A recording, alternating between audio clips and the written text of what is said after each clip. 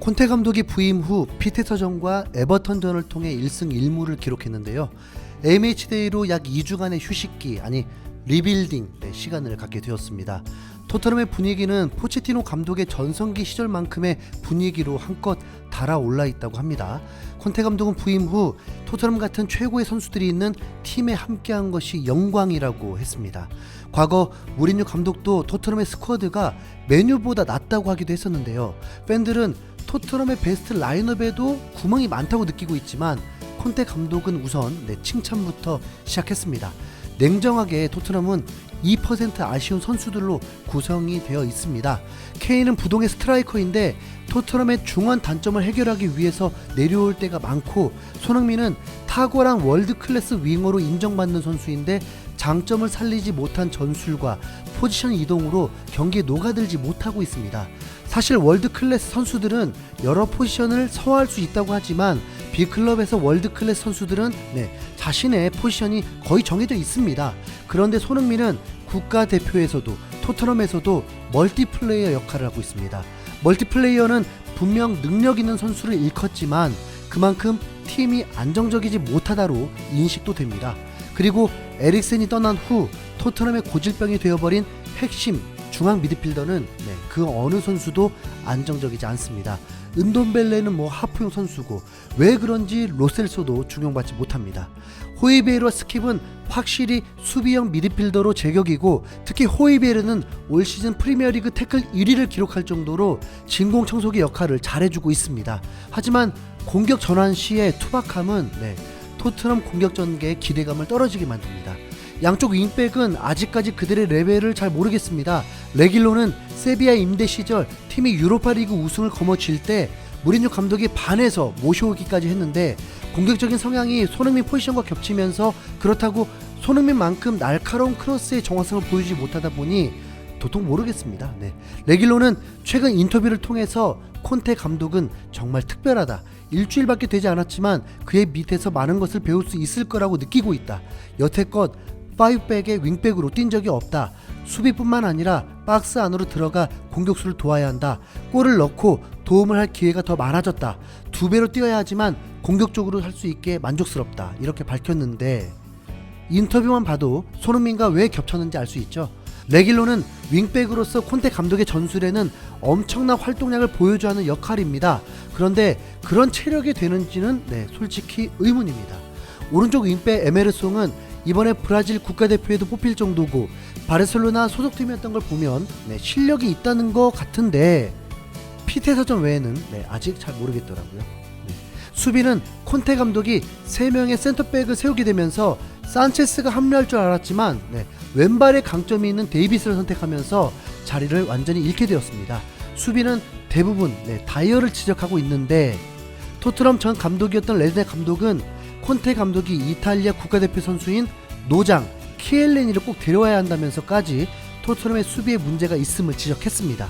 이미 영국 매체들은 겨울 이적 시장 영입 리스트에 영입 선수를 포지션별로 다 거론하고 있습니다.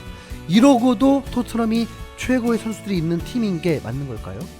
하지만 감독 한 명이 바뀌니 토트넘이 변한 건 확실합니다. 그것도 단 한 경기만에 놀라운 성과가 있는데 바로 토트넘의 활동량입니다.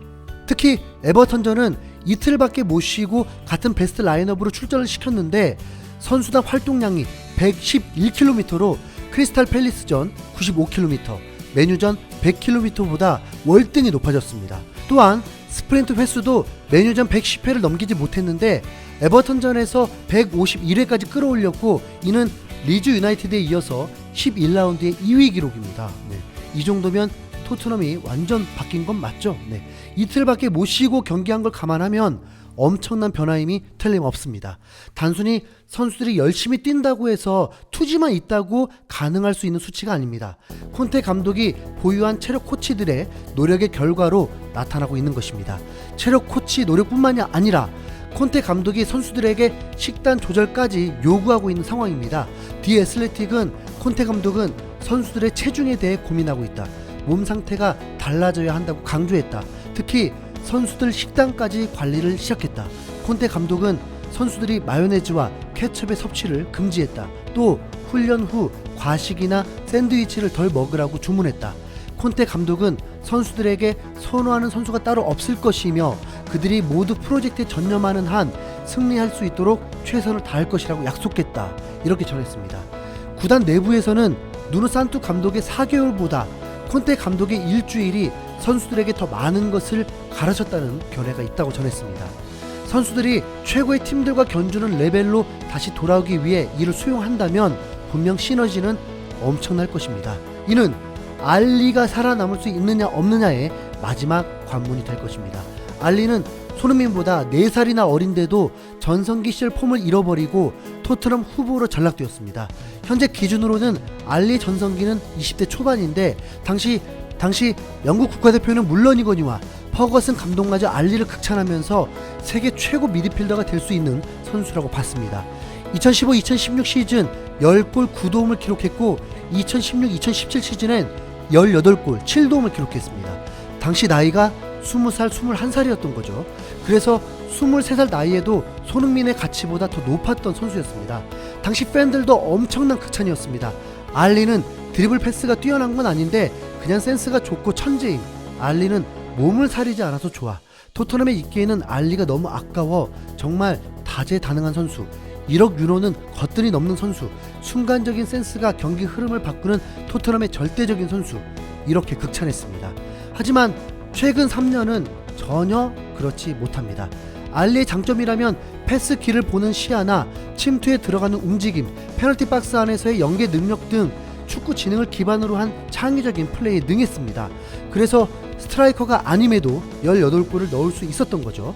많은 활동량을 바탕으로 한 지속적인 오프더블 움직임으로 토트넘 공격 옵션을 증가시켜주는 역할에 더불어 활발한 스위칭과 뛰어난 기동력으로 상대 수비 분산에 있어서도 핵심적인 역할을 수행하면서 극찬받았던 선수였고, 그렇기 때문에 데스크라인이 세계 최고 공격진으로 인정받게 된 것입니다. 이런 알리의 장점은 점점 사라지게 되었습니다. 알리는 천부적인 운동 능력에 체력이 뒷받침되어야 가능한데 체력이 안 되니까 뛰질 못하고, 그러다 보니 자신의 강점을 살리지 못한 거죠. 먼저 알리는 전성기 시절과 유난히 다른 한 가지가 있습니다. 당시에 알리는 73kg이었고 지금은 81kg이라는 것입니다. 알리는 전성기 시절에 체중에 비해서 몸이 마른 듯 하면서도 몸싸움도 매우 능했습니다. 그런데 지금은 무리뉴 감독 표현으로는 게으른 천재라는 지적을 받았고, 정신 차리고 열심히 훈련한다 했지만 체중 변화는 전혀 없습니다. 알리는 축구 선수로서 성공하면서 삶이 많이 달라졌습니다. 축구 외에도 관심 분야가 많다고 하죠. 콘테 감독이 부임한 이상 알리는 피해갈 수도 없습니다. 콘테 감독은 부임 후 나에게 선발로 뛸 만하다는 걸 보여봐라, 이렇게 선수들에게 경쟁심을 불어넣는 데 주력했는데, 이는 알리에게도 해당이 되는 것이고, 풋볼 런던은 훈련장에 남은 11명의 선수는 콘테 감독의 시선을 사로잡기 위해 최선을 다할 거다, 매우 효율적인 2주가 돼야 한다면서 알리가 살도 빼고 체력을 끌어올리면서 전성기의 모습을 보여줄 수 있는 좋은 기회가 될 수 있습니다. 만약 알리가 콘테 감독의 훈련에 살아남는다면 3-4-1-2 포메이션의 1인 공격형 미드필더엔 알리가 될 수도 있겠죠. 토트넘의 중앙 미드필더만 제대로 포텐 터져도 충분히 챔피언스리그 출전에 경쟁력 있는 팀이 될 텐데요. 그렇지 않나요? 여러분의 생각은 어떠신가요? 댓글로 남겨주시면서 소통했으면 좋겠습니다. 시청해주시고 들어주셔서 감사합니다. 구독과 좋아요는 저에게 큰 힘이 됩니다. 감사합니다.